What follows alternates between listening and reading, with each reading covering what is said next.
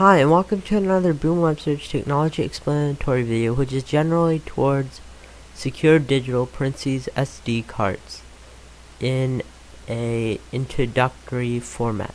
Have you ever wondered about how SD cards have come to be over time? What the name of secure digital or SD comes from? Why there are so many variants of SD cards available? Or about how they are rated, then this is definitely the right video, as we will be covering all of those concepts and more ideas, such as about counterfeit capacity SD cards and SD card adapters, all as efficiently and as quickly as possible within this video, right after we roll out our short video intro segment.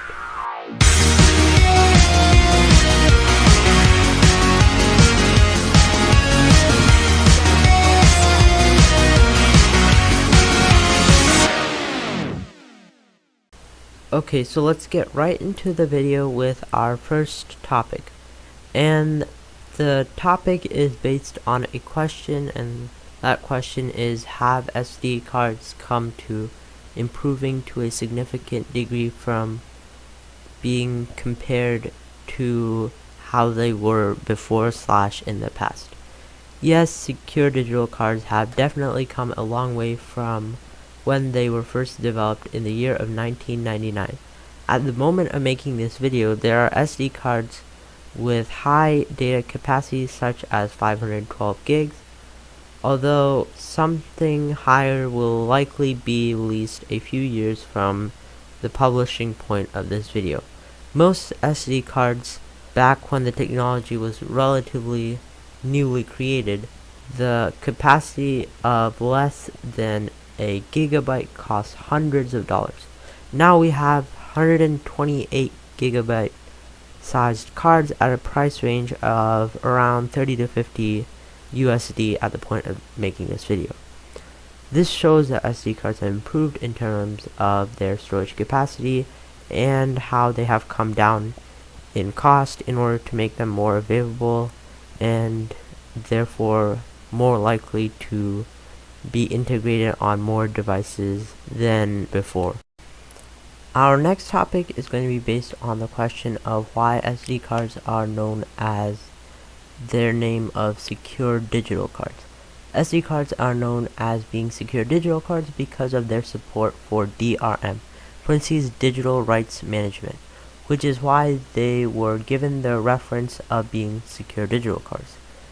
Their small size and high storage potential made them be successful in the media format wars between different standards previously presented by other brands such as Sony, which developed rather proprietary storage media specifically designed for usage with their camera devices and ecosystem of equipment. Our next topic is going to be based on the question of why is there the need for so many variants of secure digital parentheses SD cards on the market. After the technology began to take a large share in the storage media market around the point of 2005, there continued the want for larger, smaller sized, and larger storage capacities in SD cards. Mini SD, a variant of secure digital, was released in the year of 2003, later followed by the more adapted micro SD standard in July of 2006.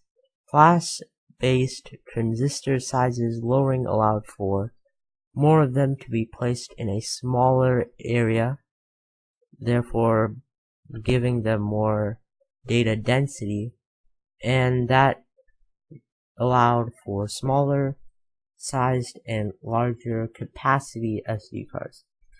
There is still the demand for larger capacity and smaller size storage media as a general statement, which is not to go away anytime soon in the near future.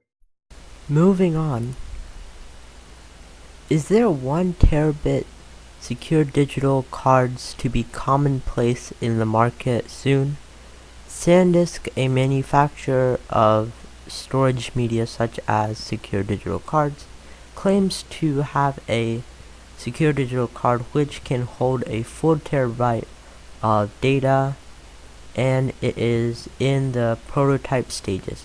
I would think that at launch it would cost many hundreds of dollars in currency to purchase, although with newer technology advances the price could be expected to drop to being commonplace in the storage media market in the relatively soon future. Explaining classes of secure digital cards. There are 2 types of specifications which you will see SD cards being marketed as.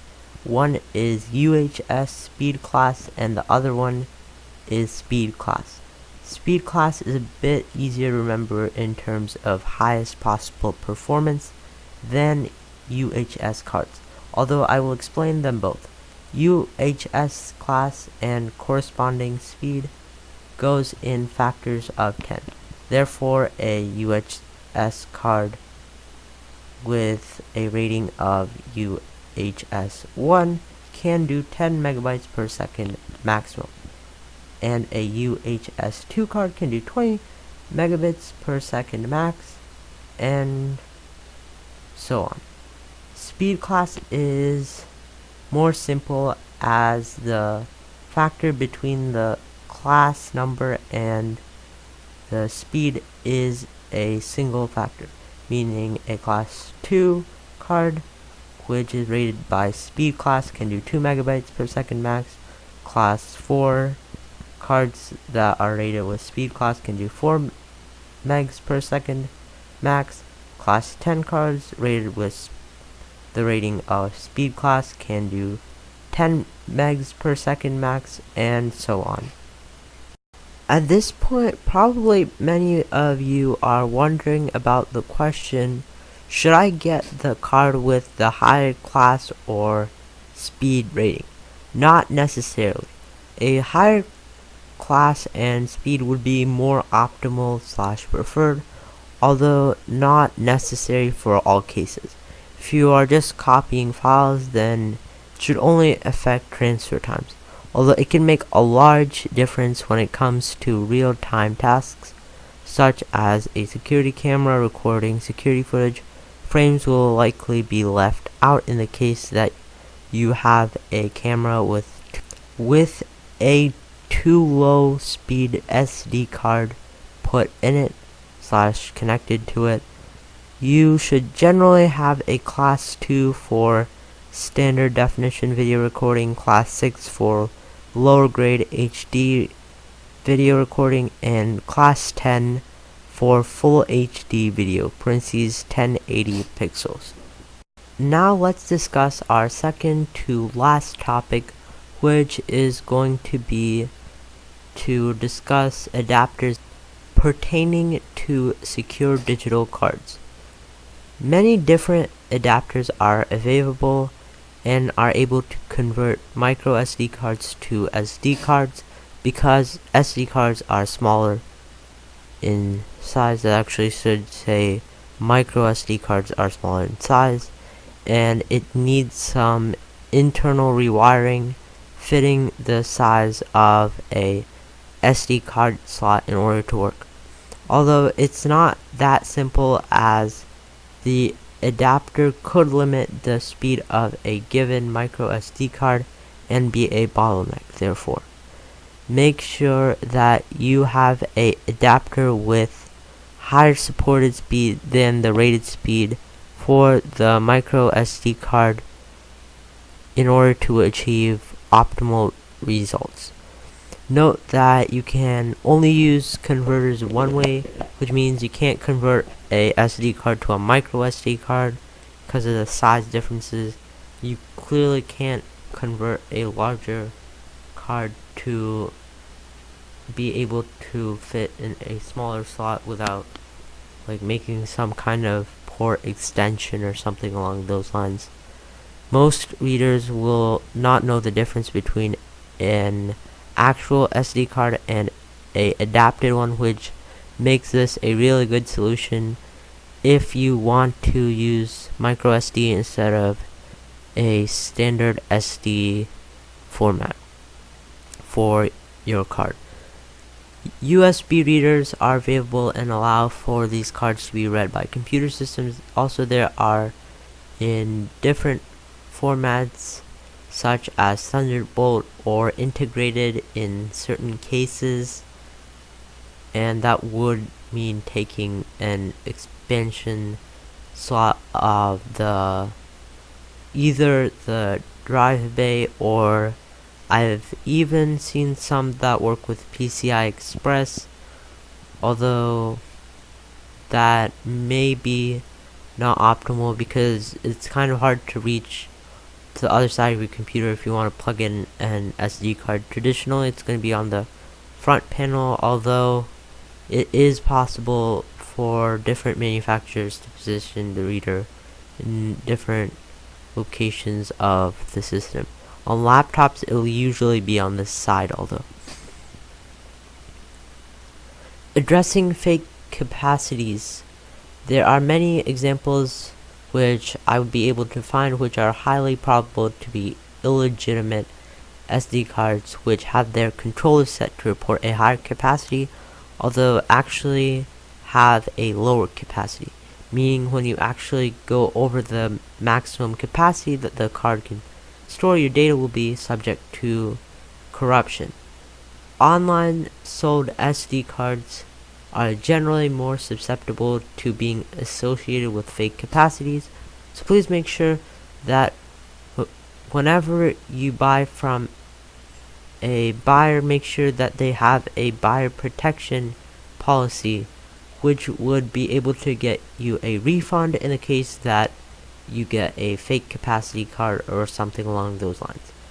I would suggest testing a card first to confirm that it can store what data limit it's rated for without issues before you go ahead and trust it with your potentially important digital data.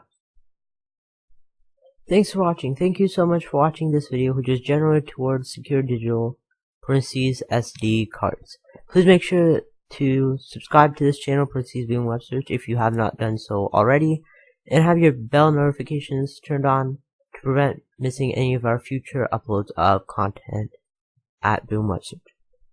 The bell icon only appears to the right of the subscribe button after having selected the subscribe button beforehand /first. If you have any future video suggestions pertaining to the subjects of computer hardware, technology topics explained, computer software, how technology works, or basically anything tech related, then please let me know in the comments below. As always, thanks for watching, and I'll catch you in the next content upload. Bye!